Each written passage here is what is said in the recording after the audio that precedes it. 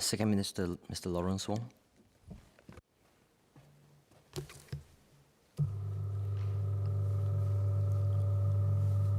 Mr. Chairman, I thank the members for their comments and questions for the Ministry of Finance. The members' cuts covered three broad topics. First, fiscal sustainability, investments, and other tax-related matters. Second, how to ensure that resources are employed efficiently and effectively. Third, our plans to strengthen support for businesses. I will address the cuts in the first topic, and Minister Indranee will take the remaining two cuts. Mr. Liang Enghua and Ms. Foo Mee Ha asked how the government ensures sustainability in our spending and resilience in our revenue streams. These are indeed very important issues. We ensure long-term fiscal sustainability in a few ways.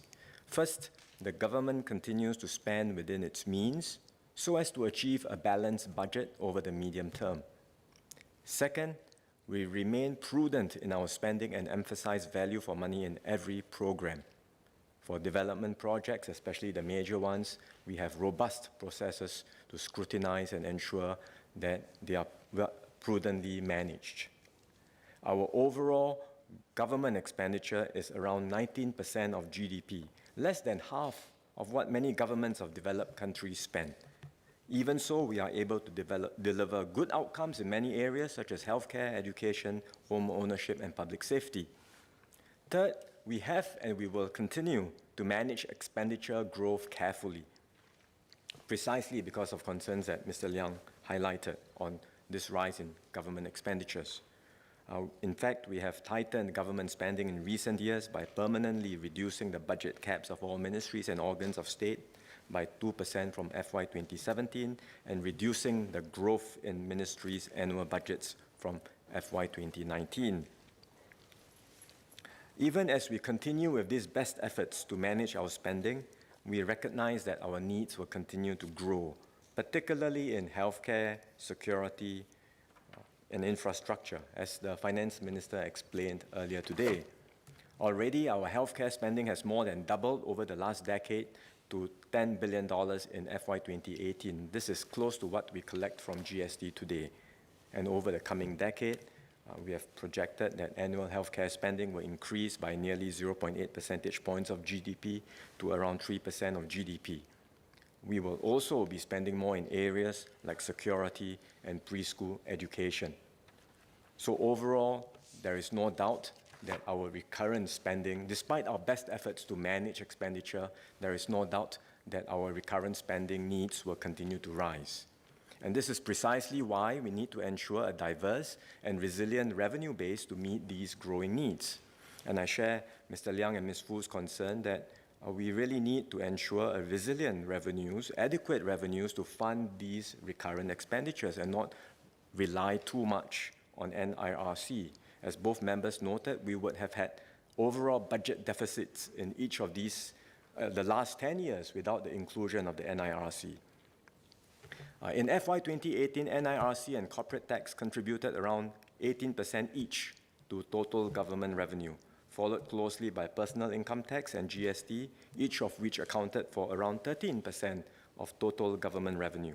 Property-related taxes made up another 10%, and then several other items made up the remainder. So overall, our revenue base is a diversified one, and we are mindful not to be over-reliant on any single source.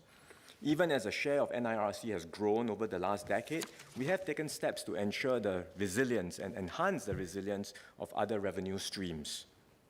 First, we keep GST broad-based while providing targeted help to lower and middle-income households through GST vouchers and other forms of transfers.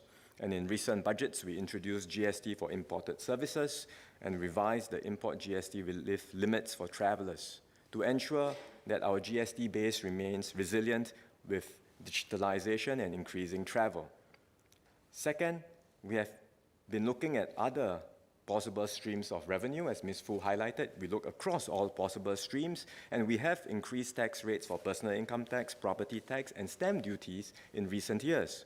And we have been careful to do so in a manner while keeping watch over our competitiveness and ensuring that our overall system is fair and equitable. So for example, today, about half of our workers pay personal income tax, and the top 10% of our taxpayers contribute 80% of our personal income tax. Around 40% of companies assessed by IRAS pays corporate tax, and around 10% of these companies pay about 95% of our corporate income tax. It is a fair and progressive system. And we will continue to ensure that we have such a system, including one with a diversified base of operating revenues, while at the same time borrowing prudently for major infrastructure projects.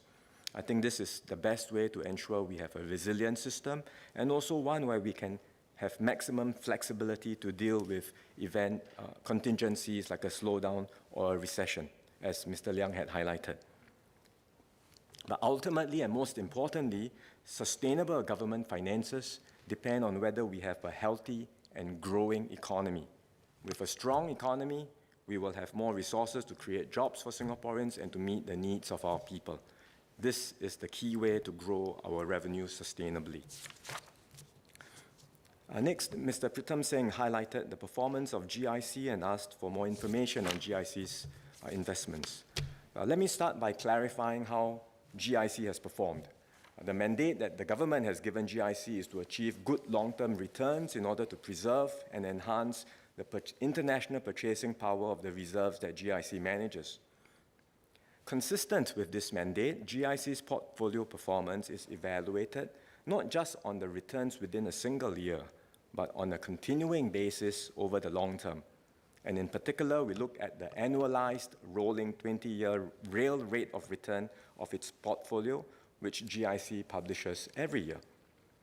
This 20-year return in recent years has been lower than that in previous years, and Mr. Singh has highlighted this, and also highlighted what GIC, the explanation that GIC has put out for this decline in the 20-year return, which is firstly because the high returns earned in the run-up of the tech bubble in the late 90s have dropped out of the past 20-year period, while the subsequent bursting of the bubble and the decline in asset values has remained within the 20-year window. So that's one reason. The second reason is that the investment environment in recent years has become more difficult, and that is so not just for GIC, but for fund managers everywhere. Nevertheless, in these challenging market conditions, GIC has done creditably. And over a 5-year time frame, GIC's nominal return was 6.6% in US dollar nominal terms. So it has continued to generate positive returns on its portfolio. What I have explained is published in the GIC annual report. Every year's annual report includes an extensive write-up on how GIC manages its portfolio, including its investment methodology and risk management framework. While the relevant measure for its long-term mandate is the rolling 20-year return, which I just highlighted, GIC has also been putting out more information in its annual report. For example, it publishes other indicators, including its rolling 10-year and 5-year nominal returns, and how they compare against a typical market portfolio adopted by large global investors. So the information is there. Mr. Singh would like even more short-term indicators. He has asked for annual indicators. But it is well accepted in the investment world that a requirement to report short-term performance leads to short-term investment behavior by fund managers. And this is especially important because market booms and downturns are a common feature of global markets. For example, if there is a market downturn, a short-term investor will try to unwind its holdings to cut losses so as to limit the damage to its short-term performance. By contrast, a long-term investor will be able to look at fundamental valuations and ride through short-term market cycles so as to achieve better long-term returns. This is in fact a major strength that GIC has, and it is important that we continue to preserve this long-term orientation. If GIC puts out annual indicators, there is the inevitable risk that this will incentivize its fund managers to be more mindful of short-term investment outcomes. And I think this will weaken and undermine GIC's strategic advantage as a long-term endowment fund. I should also clarify one point about how GIC that while GIC reviews its past performance over 5, 10, and 20-year periods, this is categorically not the basis for estimating its future performance. As the government has explained several times before in the House, including when the Constitution was amended for the NIRC framework, the process of estimating long-term expected returns of GIC, as well as that for the MAS and Temasek, rests on a thorough professional assessment of the future investment environment. Such assessments are reviewed by MOF. The government then proposes these long-term expected return rates to the President, who does a further independent check as advised by the Council of Presidential Advisors. So there is a robust system in place to determine and evaluate the long-term expected returns. And as we have explained in this House, and the GIC annual report also highlights, there are reasons to expect a weakening of investment returns for serious, diversified global investors over the next 20 years compared to the past. And this is due to structural headwinds in the external environment. For example, demographics, elevated debt, and low productivity in many countries. Next, let me touch on tax-related matters. Associate Professor Walter Teixeira asked about CPF and SRS tax reliefs. We do have a range of policies to address the retirement adequacy needs of different groups. Currently, SRS and CPF contributions are exempted from tax subject to certain conditions, and the tax exemption is meant to encourage people to save for their own retirement. I know Professor Teixeira highlighted some international studies. In the case of SRS in Singapore's context, for every dollar of tax savings enjoyed, $7 is contributed to SRS on average. In keeping with progressivity, the government limits the tax benefits that higher income individuals receive from CPF and SRS. First, the reliefs are not unlimited. For CPF, there's a salary ceiling and top-up limits that restrict the amount of contributions to the system and consequently the amount of relief claimable. For SRS, there is an annual cap on contributions. The SRS is a tax deferral scheme and not fully exempt like the CPF. Second, these reliefs are subject to an overall personal income tax relief cap of $80,000. At the same time, the government provides substantial support to help the lower to middle income achieve a more secure retirement. These include workfare, which helps to build up CPF savings, higher CPF interest for the first $30,000 and $60,000 of CPF balances, and top-ups to CPF and Medisave accounts. So overall, our system of taxes and transfer remains progressive. I do share Professor Teixeira's objective of having a fair and equitable system to improve retirement adequacy for all Singaporeans. So we will continue to review our schemes, taking in suggestions and feedback, and ensure that the balance of support remains tilted towards the lower and middle income groups. Associate Professor Daniel Goh asked about the foreign maid levy relief. And as he highlighted, this relief is quite specific with an objective of encouraging women to stay in the workforce after marriage and childbirth. He asked about broader support, and indeed, we do have a range of broad-based schemes in place today to support caregiving. Tax reliefs of up to $9,000 per parent or $14,000 per handicapped parent are available for the support of dependent elderly parents. There are similar tax reliefs of up to $4,000 per child or $7,500 per handicapped child for those who care for their dependent children. And for these reliefs, the family has the flexibility to decide on the care arrangements for the child or elderly parent, which may not necessarily involve the hiring of a foreign domestic worker. Families which hire foreign domestic workers to take care of children, household members with disabilities, or elderly family members pay a concessionary levy of $60 instead of the standard $265. And the tax reliefs for the care of dependent children and aged parents and the concessionary foreign domestic worker levy are not dependent on the gender of the caregiver. So these support measures are also on top of existing subsidies to the care recipient, such as subsidized healthcare. Basically, we do want to do more to support caregivers, and we will continue to review our policies regularly to ensure their relevance and effectiveness.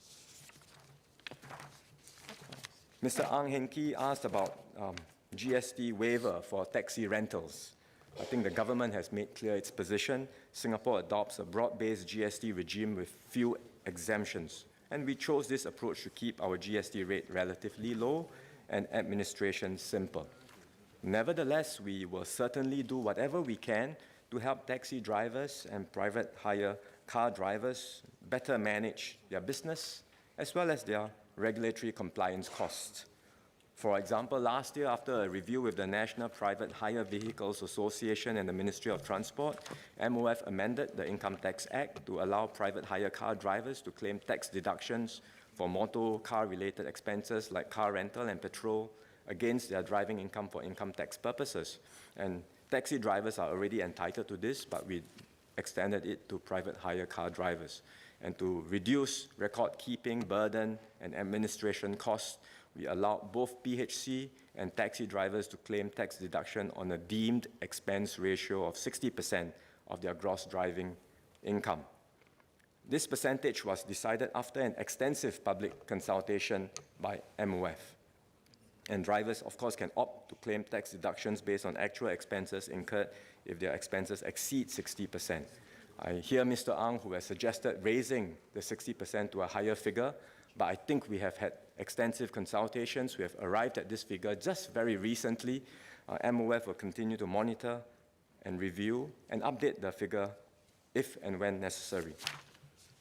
With regard to diesel duties, I think we have explained the need for this restructuring of the diesel regime from ownership to usage-based taxes, which is necessary for a cleaner environment and better health. Besides the restructuring of diesel taxes, we also have a range of measures to encourage the shift towards cleaner vehicles, and taxi operators are indeed responding. We have seen strong growth in the number of cleaner taxis, and we now have more than 5,000 electric and hybrid taxis plying our roads, or about 30% of the entire taxi population. To cushion the impact of the increase in diesel duties, we have provided some measures to help users, including taxi drivers, manage the transition. The special tax reduction for taxis is expected to permanently cover more than 75% of the cost impact to drivers. As Mr. Ang is aware, the government has been working with taxi companies to encourage them to pass down the savings from the special tax reduction to their drivers, and I'm glad that all taxi companies have agreed to do so.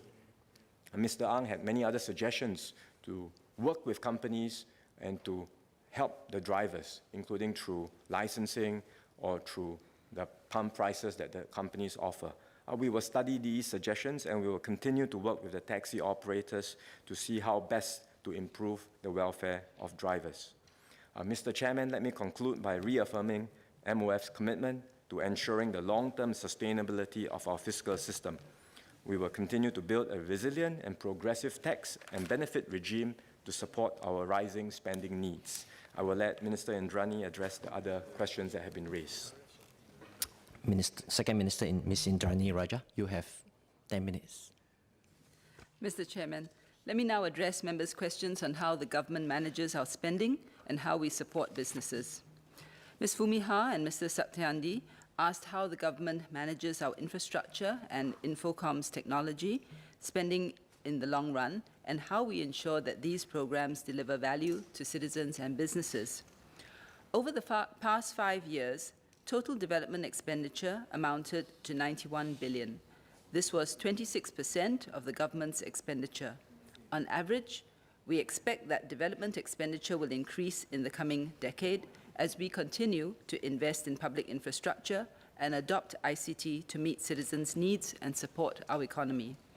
We therefore place significant emphasis on identifying opportunities for cost savings and achieving better outcomes in these areas. Before we embark on a project, there is a robust process to consult stakeholders and assess the need for the project, the broad scope and timeline, and the balance of benefits over costs. For a major project like Changi East development, the Cabinet must first be satisfied of the need for the project before it can proceed further. We also conduct public consultations on our future infrastructure plans, such as the URA Master Plan and the Land Transport Master Plan. All public infrastructure projects above $100 million are also carefully reviewed by a team of architects and engineers within MOF before approval is granted by the Development Planning Committee, or DPC, comprising 3 cabinet ministers. projects above $500 million are put through the gateway process, where they are subject to additional scrutiny by the Development Projects Advisory Panel that includes senior public officers, academics, and industry practitioners with deep technical expertise. Over the past 5 years, these reviews have led to design improvements and generated savings of about $3 billion, or 6% of the initial estimated value of the projects reviewed. In one review, the design for an MRT station was improved such that 2 proposed underground links and entrances could be brought to ground level, yet without compromising the objectives of commuter accessibility and connectivity. This redesign reduced the amount of utility diversions, underground excavation, and tunneling works required, leading to an estimated cost savings of $54 million. All major government ICT projects are reviewed by a committee of experienced public sector officers and ICT practitioners before approval. This committee reviews the project scope and system design to ensure that our ICT projects are cost-effective and well integrated across the public service. This has helped us save almost $800 million, or over 5% of our ICT spending over the past 5 years. Besides reviewing projects before granting approval, the government also monitors existing services and programs post-implementation. We actively seek ways to enhance cost efficiency and outcomes. Improvements can arise by leveraging technology, improving processes, and collaborating across agencies. For example, the National Library Board now uses robots and automatic sorting machines to help staff and volunteers with shelving work. Library users can also check out books without queuing by using a mobile app and pick up reserved items at self-service lockers outside library operating hours. These have helped achieve cost savings of $2 million annually, in addition to bringing convenience to citizens. Agencies also tap on each other's expertise to co-develop and co-deliver programs that bring about better outcomes for citizens. For example, PSD mentioned in its COS that agencies at our Tampines hub will be coming together to cross-train counter staff for better service to citizens.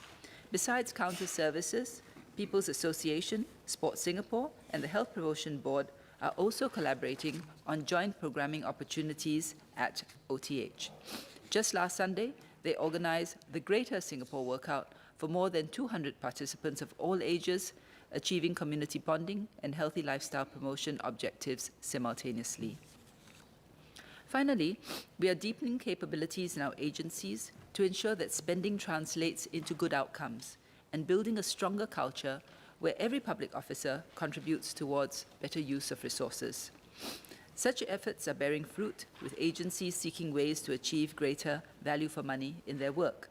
For instance, when constructing the Thomson East Coast Line, LTA officers worked with the Management Corporation of a condominium to use some space within the condominium's perimeter temporarily so as to reduce the number of traffic diversions required from 10 to 3. Residents experienced less inconvenience as construction time was shortened by 2 months, and this also generated cost savings of about $3.6 million. Such collaboration between public agencies and citizens is a good example of partnership at work. Value for money lessons learned from one agency are shared across the public service so that they can be applied by others. MOF also guides agencies in applying different methodologies to quantify costs and benefits of their programs and setting outcome-based indicators to monitor their effectiveness. Mr. Henry Kwek and Mr. Liang Eng Hua asked how government procurement policies support innovation and enterprise in addition to ensuring value for money in government spending. Achieving value for money remains an important criterion in government procurement decisions, but it doesn't mean awarding contracts only to the lowest quote. The government has adopted price quality evaluation as the default approach in tenders, where a balance of price and quality factors are considered. Today, about half of government tenders are not awarded to the lowest bidder.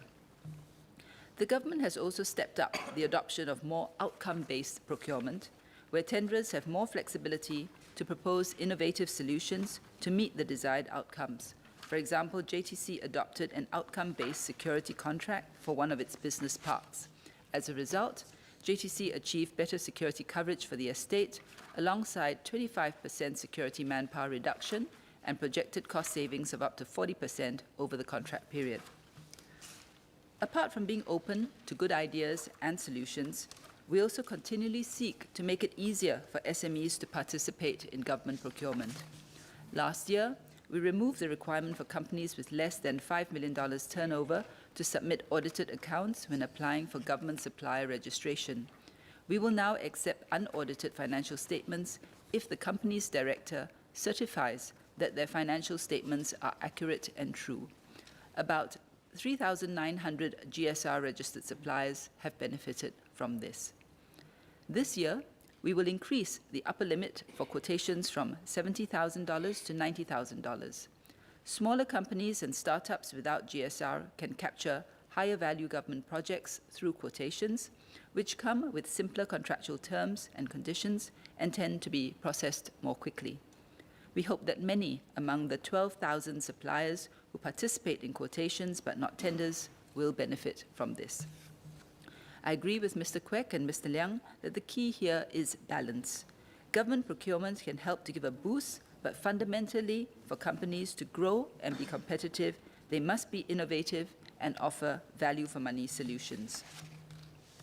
Mr. Liang asked how government taps on digital technology to streamline corporate regulatory requirements. The government has continued to simplify and digitize corporate regulations. Over the past 2 years, a number of improvements have been made. We reduced the number of steps in the annual returns filing form for eligible companies. The simplified form is available on ACRA's mobile app and the online Biz File Plus portal. Company directors and secretaries can receive SMS reminders to file their annual returns and meet statutory obligations on behalf of their companies. Mr. Liang's suggestion on virtual AGMs is a good one. Fortune 500 companies like HP Inc. and PayPal have adopted virtual AGMs, citing reduced costs. This year, we will review the Companies Act to expressly provide for the use of digital means for companies to conduct meetings and interact with stakeholders. Mr. Liang also asked how government can help small enterprises and freelancers understand their statutory obligations. ACRA's Directors Training Program has helped new and aspiring company directors understand their statutory obligations under the Companies Act. In April 2018, ACRA worked with CPF Board, Enterprise SG, IRAS, MOM, and the Singapore Institute of Directors to provide an online training program for directors. Company directors can access the online program anytime, anywhere, and more than 2,500 have done so since its launch. We have received positive feedback that the program has helped company directors better understand their roles and responsibilities. Some businesses may prefer to receive help in person. The Taxpayer and Business Service Centre located in Revenue House offers businesses one-stop government services by co-locating taxpayer services. Mr. Chairman, as I have just a little bit more, may I seek your indulgence for a couple more minutes? Yes, please, go ahead. Thank you. As I was saying, the Taxpayers and Business Service Centre co-locates taxpayer services. CorpPass, ACRA, and Enterprise Singapore services are located together. Businesses can meet staff from ACRA, IRAS, Enterprise, Singapore SME Centre, and CorpPass there for help with their questions about regulations and tax obligations, among other issues. Mr. Satyandi asked about R&D spending. We take a portfolio approach. We support research, development, and innovation through different schemes where we also require co-payment in order to keep them relevant. On the government side, where the innovation has a long horizon and high risk and manpower development like PhD training, then the government takes a bigger role. In R&D, we invest in areas that support current and future competitiveness, like digital tech, advanced manufacturing, urban solutions and sustainability, and health and medical solutions. So in conclusion, Mr. Chairman, the government will keep its focus on ensuring fiscal prudence, using resources efficiently and effectively, and enhancing our policies and processes to support businesses. We will continue to partner citizens, businesses and the community to achieve good outcomes with the resources entrusted to us. We have a bit of time for clarification. Mr. Ang Hin Kee. Mr. Lawrence, I think I can sense that you understand the plight that the drivers are faced, the taxi drivers. Unlike many countries whereby the digital disruption of Uber, Grab has caused a lot of chaos, there were strikes, there were fights, and there were burning of vehicles. And even taxi drivers in some countries burned themselves to death just to show the protest. Ours have been relatively supportive, and they have seen the advent of the technological disruption and tried to accommodate everybody trying to make a living on the road. With 65,000 taxis and private hires on the road, and only about 1.2 million plus commuting traffic a day, which is less than 100% of the increase in the vehicle fleet size, I think the market probably cannot absorb so many vehicles. So despite the diesel tax, there is really not a big market, and we have many vehicles and every driver trying to eke out a little living from this. Perhaps the ministry can consider that we may not need such a big size of vehicles on the road, because it is not just technology, it's just the size of the market is not big enough. Mr. Ang, can you keep your clarification So I'd like succinct? to ask the minister if the Ministry of Finance will look at these kind of parameters rather than just only on tax and diesel tax as a way to manage the vehicle on the road. Mr. Lawrence. Mr. Chairman, I can confirm that Mr. Ang, it's not just a sense. I do share and understand what the drivers have to go through. That's why MOF worked very closely with the private hire car drivers and the taxi drivers earlier on when we amended the Income Tax Act to allow for deductions and for it to be done on a deemed expense basis. So, as I said, there are many ways in which we can look at this. Not all of the levers are with government. I think taxi companies and operators can do their part too, as Mr. Ang has suggested. So the government will continue to work with the companies, with the association, with the unions, to see how best we can help drivers who are impacted. Associate Professor Walter. Mr. Chairman, thank you.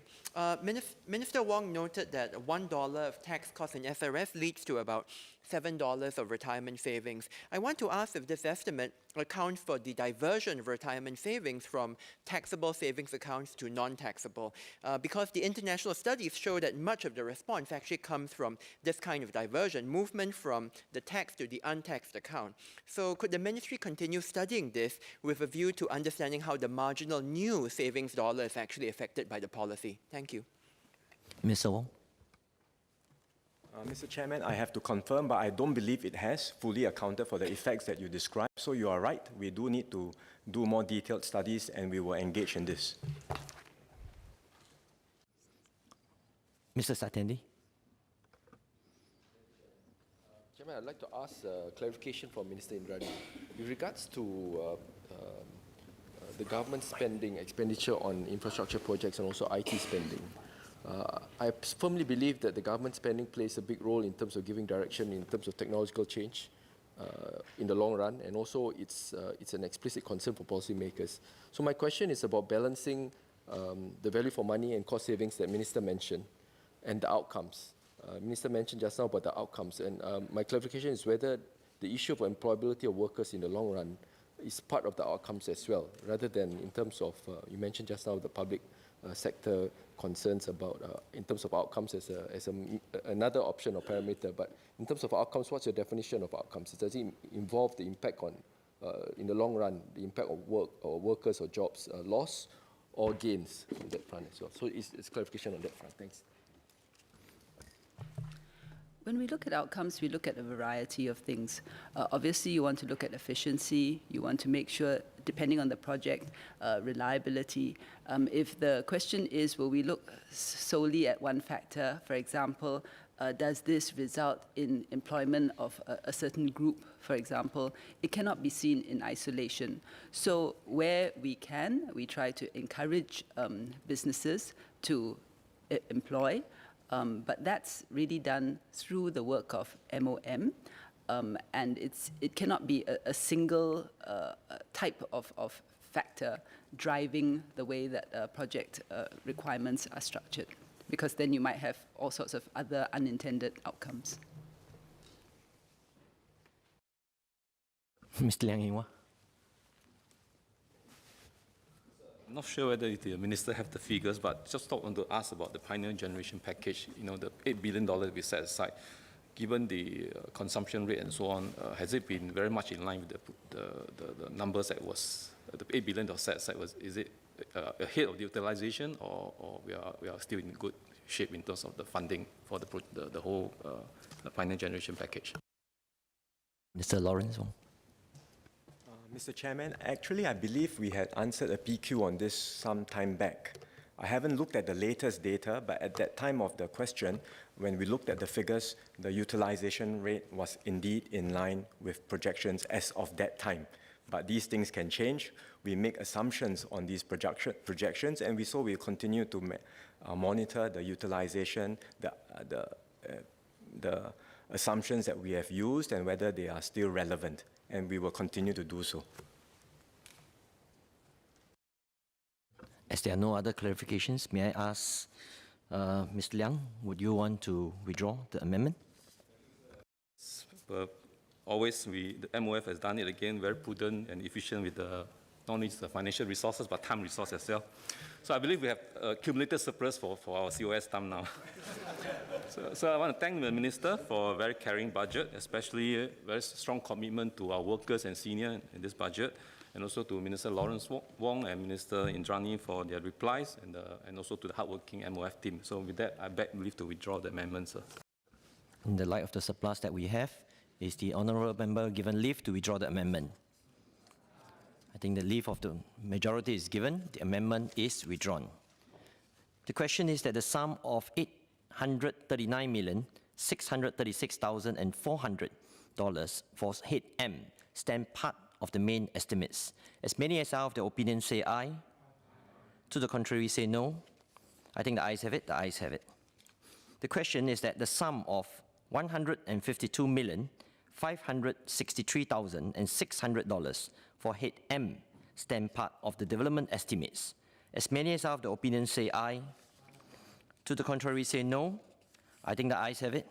The ayes have it.